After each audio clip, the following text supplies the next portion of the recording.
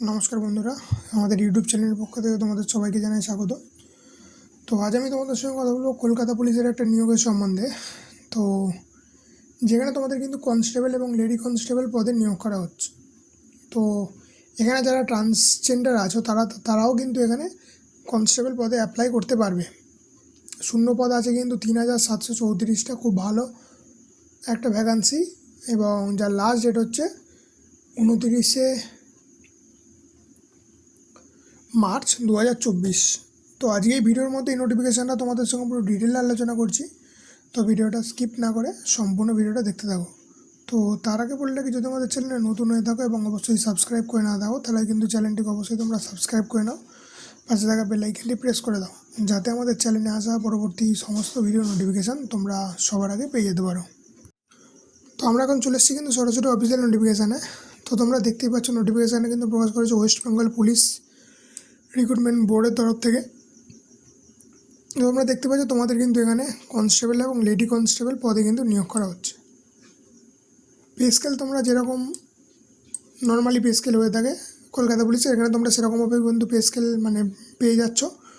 এখানে তোমাদের কনস্টেবল আর লেডি কনস্টেবলের পুরো ভ্যাকান্সি লিস্টটা দিয়ে দিয়েছে।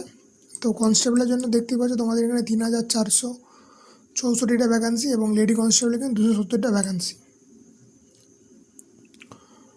তো বলে রাখি, তোমাদের কিন্তু এখানে যারা ট্রান্সজেন্ডার আছো তারা কিন্তু এখানে অ্যাপ্লাই করতে পারবে। অর্থাৎ যারা এখানে ট্রান্সজেন্ডার আছো তারা কিন্তু এখানে কনস্টেবল পদে কিন্তু এখানে অ্যাপ্লাই তোমরা করতে পারছো। তো এলিজিবিলিটি ক্রাইটেরিয়া সম্বন্ধে এবার কথা বলছি না, যেখানে তোমাদের কিন্তু অবশ্যই ভারতীয় আবাসিক হতে হচ্ছে এবং তোমাদের কিন্তু 18 থেকে 30 বছর বয়সের মধ্যে হতে হচ্ছে। অর্থাৎ তোমাদের বয়স 18 থেকে 30 হতে হচ্ছে এবং তোমাদের কিন্তু অবশ্যই ভারতীয় আবাসিক হতে হচ্ছে। তোমাদের এখানে এজটা ক্যালকুলেট হবে কিন্তু 1/1/2024 অনুযায়ী, এবং সরকারের নিয়ম অনুযায়ী যেরকমভাবে তোমরা বয়সের ছাড় পেয়ে থাকো, অর্থাৎ SC ST ওবিসিরা 5 বছর 3 বছর যেরকমভাবে বয়সের ছাড় পেয়ে থাকো, এখানে তোমরা কিন্তু সেরকমভাবেই তোমরা বয়সের ছাড় পেয়ে যাবে। তো তো এজ প্রুফের জন্য দেখতেই পাচ্ছ date of birth as record of Madhyamik equivalent admit card অথবা সার্টিফিকেট অনুযায়ী কিন্তু তোমাদের এখানে ডেট অফ বার্থটা কিন্তু নির্ণয় করা হবে।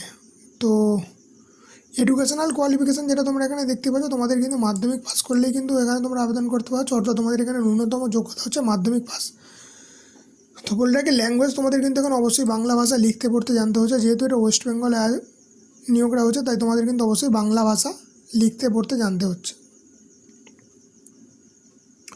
তো একটু আগে তোমাদের যে পয়েন্টটা বললাম যে মেল এবং থার্ড জেন্ডার অথবা transgender eligible can apply the post of constable Kolkata police, অর্থাৎ কলকাতা পুলিশের জন্য কিন্তু ট্রান্সজেন্ডার অ্যাপ্লাই করতে পারছো। তো এরপরে তোমাদের সঙ্গে কথা বলে নেবে তোমাদের মেথড অফ রিক্রুটমেন্ট, অর্থাৎ তোমাদের কোন মেথডে কিন্তু এখানে রিক্রুটমেন্টটা করা হচ্ছে। না, তোমাদের প্রথম যে একটা প্রিলিমিনারি টেস্ট হবে, তারপর কিন্তু তোমাদের ফিজিক্যাল মেজারমেন্ট টেস্ট হচ্ছে, তারপর ফিজিক্যাল এফিসিয়েন্সি টেস্ট, তারপর রিটেন টেস্ট, তারপর ইন্টারভিউ। তো তোমাদের এখানে কিন্তু 1 2 3 4 5টা স্টেপে কিন্তু নিয়োগ করা হচ্ছে। যেখানে তোমাদের প্রিলিমিনারি যে এক্সামটা হচ্ছে ওটা সম্পূর্ণ MCQ বেসড হচ্ছে, যেখানে তোমাদের কিন্তু 1 ঘন্টা টাইম থাকছে এবং নেগেটিভ মার্কিং হচ্ছে 0.4।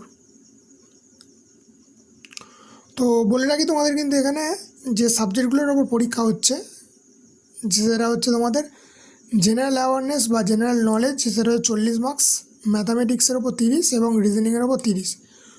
তো 1/4 হচ্ছে নেগেটিভ মার্কিং, অর্থাৎ তোমরা যদি 4টে ভুল করো তার জন্য কিন্তু তোমাদের এখানে 1 মার্কস হচ্ছে নেগেটিভ মার্কিং থাকছে। এরপরে তোমরা যেটা দেখতে পাচ্ছ যে তোমাদের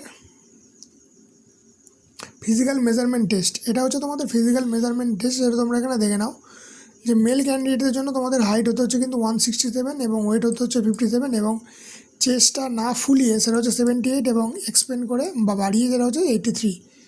সেখানে ফিমেল ক্যান্ডিডেটদের জন্য দেখতেই পাচ্ছ 160 এবং হাইটটা তো ওয়েটটা লাগছে তোমাদের কিন্তু 49 কেজি এবং SC STদের জন্য 152 আর ওয়েট লাগছে 45। সেই রকমভাবে মেল SC STদের জন্য কিন্তু এখানে 160 এবং 53।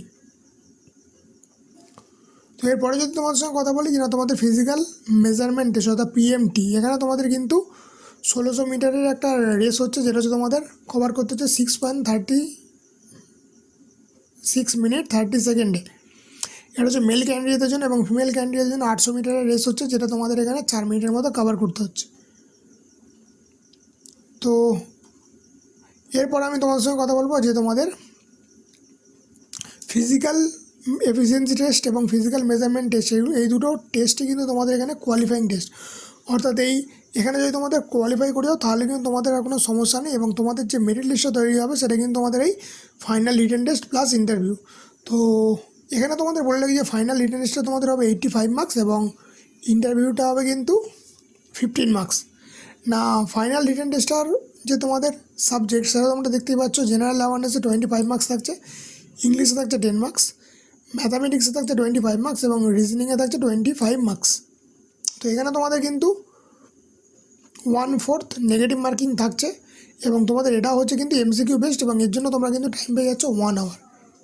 এই 85 মার্কসের যে কোশ্চেন এমসিকিউ বেসড কোশ্চেন, এর জন্য তোমরা পেয়ে যাচ্ছ কিন্তু 1 আওয়ার, এবং 1/4 হচ্ছে নেগেটিভ মার্কিং থাকছে। তো এরপরে থাকছে ইন্টারভিউ, যেটা হচ্ছে 15 মার্কসের। তো এটাতে তোমাদের কিন্তু অবশ্যই বাংলা ভাষা লিখতে পড়তে জানতে হচ্ছে। তো এই দুটোর ওপর বেস করেই তোমাদের কিন্তু এখানে মেরিট লিস্টটা তৈরি হচ্ছে। তো এরপর আমি যদি তোমাদের সঙ্গে কথা বললাম যে অ্যাপ্লিকেশান ফিস সম্বন্ধে, যেটা তোমরা এখানে দেখতে পাচ্ছ, তোমাদের কিন্তু এখানে জেনারেল আর ওবিসি ক্যান্ডিডেটের জন্য 150 টাকা অ্যাপ্লিকেশান ফি প্লাস 20 রুপিস হচ্ছে প্রসেসিং ফিস, অর্থাৎ তোমাদের এখানে টোটাল 170 টাকা লাগছে। যেখানে তোমাদের এসসি বা এসটিদের জন্য কিন্তু টোটাল এই প্রসেসিং ফিসটাই শুধু কিন্তু এখানে লাগছে। তো এরপরে তোমাদের সঙ্গে কথা বললো যে তোমাদের ডেট অফ অ্যাপ্লিকেশান, তোমাদের কিন্তু অ্যাপ্লিকেশান স্টার্ট হচ্ছে কিন্তু 1/3/2024 থেকে 29/3/2024, অর্থাৎ এই ডেটের মধ্যে যারা যারা এলিজিবল তারা কিন্তু অবশ্যই ফর্মটা ফিল আপ করে নেবে। তো এরপরে তোমরা অ্যাপ্লাই করবে কিন্তু এই ওয়েবসাইট থেকে, তাই এই ওয়েবসাইটের লিঙ্ক তোমরা ভিডিও ডিসক্রিপশান বক্স থেকে পেয়ে যাচ্ছ। আর তাছাড়াও তোমাদের কিন্তু আমি এই অ্যাপ্লিকেশানটা করা দেখিয়ে দেব। তো এই ছিল মোটামুটি আজকের ভিডিও। যদি এই ভিডিও সম্বন্ধে তোমাদের কোনো রকম কোনো প্রশ্ন থেকে থাকে তাহলে কিন্তু তোমরা আমাকে অবশ্যই কমেন্ট সেকশানে জানাতে পারো। আর যদি ভিডিওটা ভালো লেগে থাকে তাহলে ভিডিওর সবাই লাইক করো এবং চ্যানেলটিকে তোমরা কিন্তু সাবস্ক্রাইব করো।